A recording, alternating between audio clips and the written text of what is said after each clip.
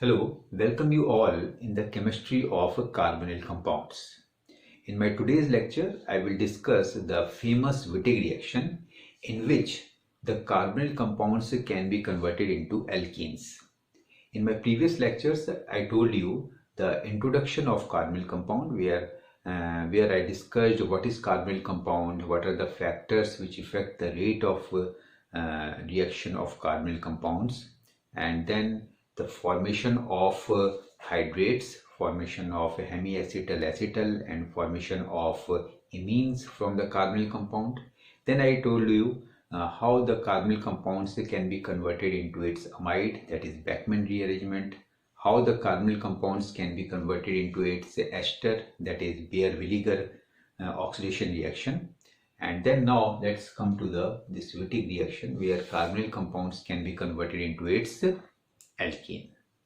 Now for this is a famous reaction, as I told, and for this particular reaction Professor Wittig was given the Nobel Prize in 1972. Okay. And so in this particular reaction, if we have aldehyde or ketone, then this may be converted into its alkene. And for this we need a Wittig reagent, and this Wittig reagent is phosphorus ylide.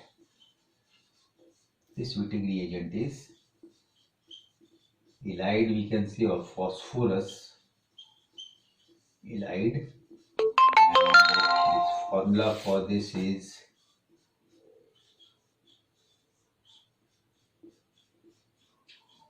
so this is phosphorus ylide, and this phosphorus ylide is resonance stabilized.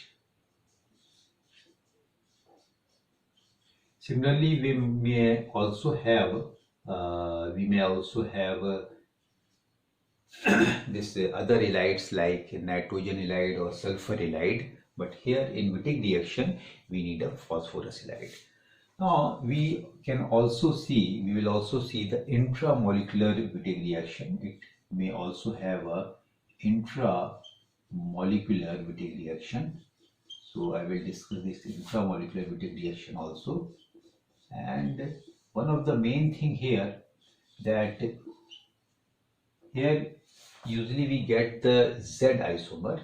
Okay, so when this phosphorus ylide, it contains the electron withdrawing group over here. When electron withdrawing group is present over here, then we get this Z isomer. Okay. So if electron withdrawing group is present in halide,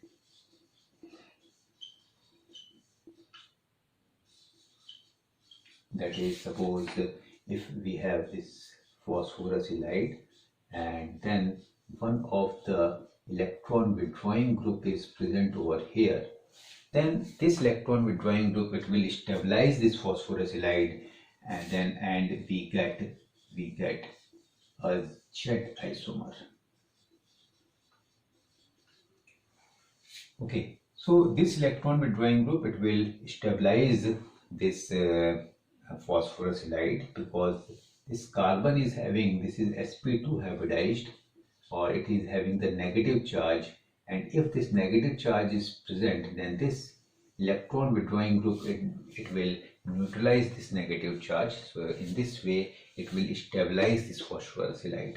So that's why we will get the Z isomer. And the opposite, if electron releasing group is present, then in that case we get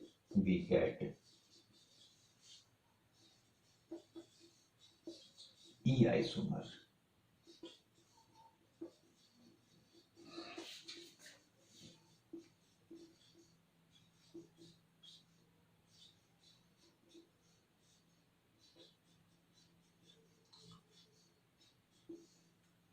Okay. Now, so suppose here next important thing, suppose if we have this simple aldehyde or ketone, and this in presence of this phosphorus ylide, in presence of phosphorus ylide.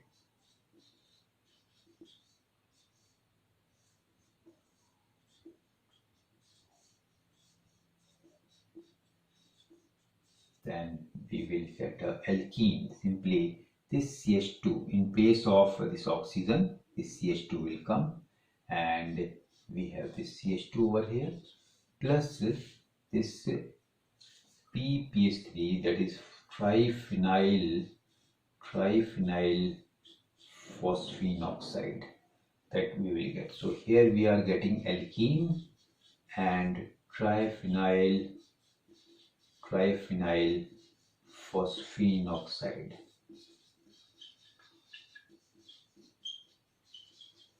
Okay, now, so we may write the mechanism for this reaction, and if you will see the mechanism, then first we may prepare this phosphorus ylide. So this can be prepared by the alkyl halide, preparation of ylide. So if we have, suppose, methyl bromide, and this in presence of triphenyl phosphorus, then we have this lone reflectron, and the nucleophilic substitution reaction, SN2 reaction, will take place over here. This will attack over this one, and this bromine will leave out. So we are getting this, we are getting CH3, positive charge will come over this phosphorus. Now in next step we have a base. This, as this is having the positive charge, now the hydrogen which is present over here, it becomes the acidic one. It is becoming the acidic one. And now in presence of base, strong base, that is N-butyl lithium. So this may take this proton, and negative charge is coming over this carbon, producing the phosphorus ylide. Okay. Now, so suppose if we have alkene now, and this alkene in presence of this phosphorus ylide,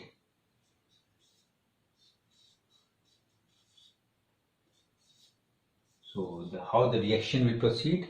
So we have an electrophilic center over here in the carbonyl compound, and when this CH2, it will act as a CH2 minus, it will act as a nucleophile. It can attack this electrophilic center, and this pi bond break, and what we may write, the negative charge, this negative charge is coming.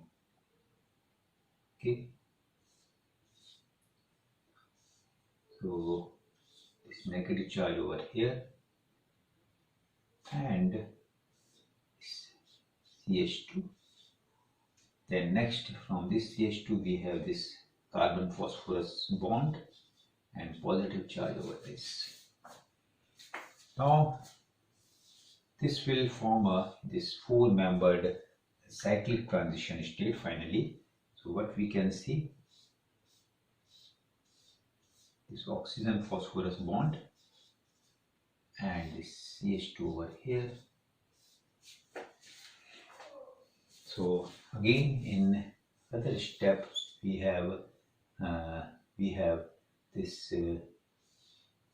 bond, this carbon oxygen bond, and this carbon phosphorus bond, it breaks, and finally we are getting this alkene over here. We are getting double bond over here.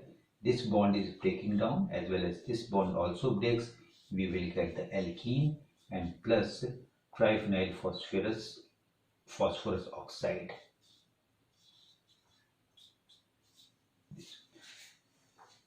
Okay, so this is the simple mechanism for this Wittig reaction.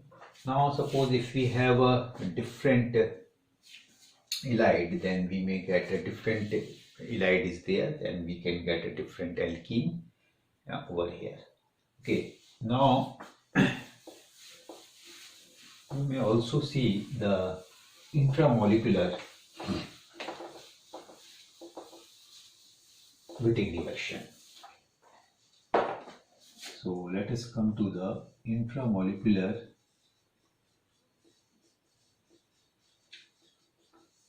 Wittig.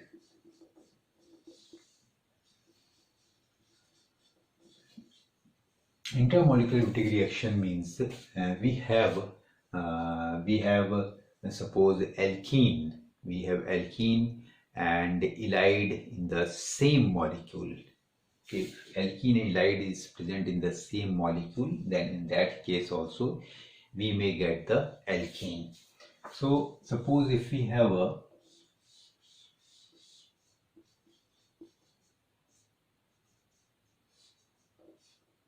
this one of the part in this molecule, as you can see, this is carbonyl compound. Sorry, if a carbonyl compound and ylide are present in the same molecule, then that can also give you the alkene. So one of the carbonyl part in this molecule, this carbonyl part is present, and this alkyl halide part is present. So if it is reacted with, if this is reacted with suppose triphenylphosphine and then butyl lithium, then first what will happen? So this would be substituted by this triphenylphosphine, and here you will now generate a negative charge over here. So finally this step will give you the phosphorus ylide over this part. This would be converted into phosphorus ylide, and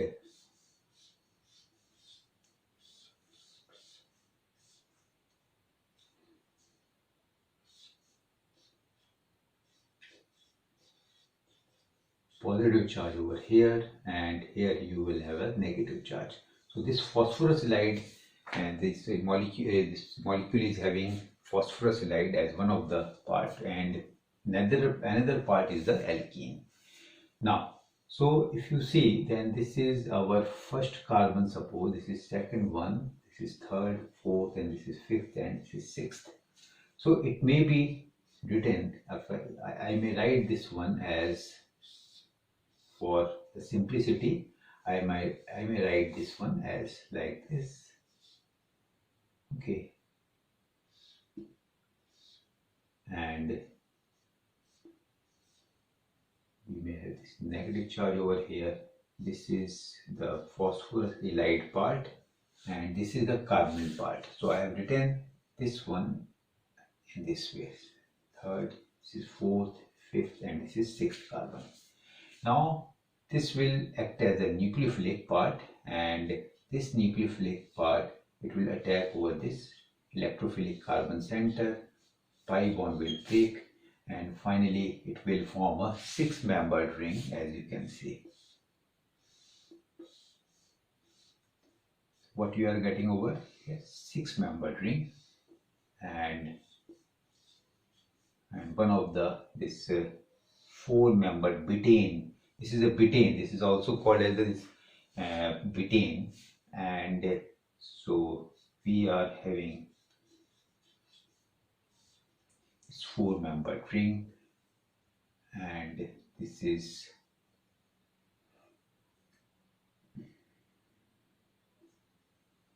okay. So finally, negative charge, it will attack over here, and we get this one.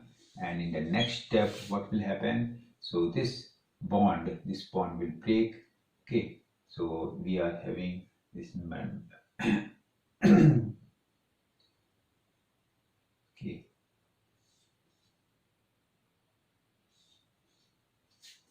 So the product is this would be the product, and plus this triphenylphosphine oxide that would be formed. So this is the intramolecular Wittig reaction, where both the ylide part and carbonyl part are present in the same molecule. Now, okay, so suppose if we have one of the next question, This is our carbonyl compound, and if we have a phosphorus halide, where if we have any electron withdrawing group is present over here.